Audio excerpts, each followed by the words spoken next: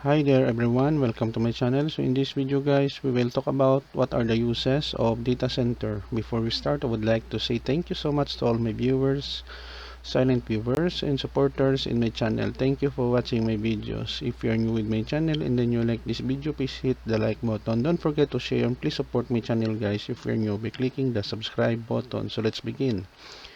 Uses of data center. Data centers are essential facilities used by organizations to store, manage, and distribute large amounts of data and applications. Here are some uses of data centers. Number one, cloud computing.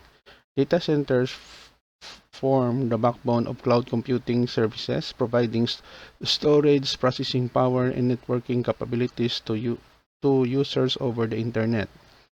Big data processing.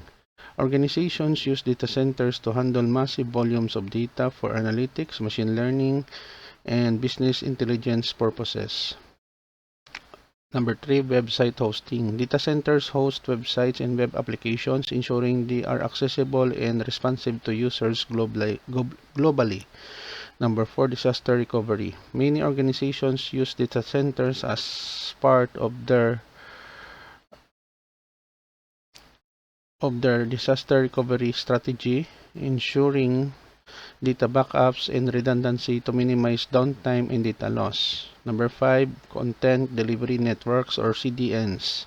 CDNs use data centers strategically located worldwide to deliver web content efficiently, reducing latency and improving user experience. And then we have here number six, virtual desktop infrastructure or VDI. Data centers can host virtual desktops, allowing users to access their desktop environments remotely, which enhances flexibility and security. Number seven, Internet of Things or IoT.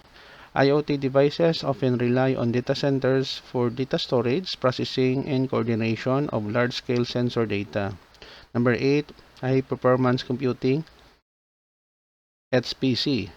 Data center supports HPC applications that require immense computational power, such as scientific simulations, weather forecasting, and genetic research.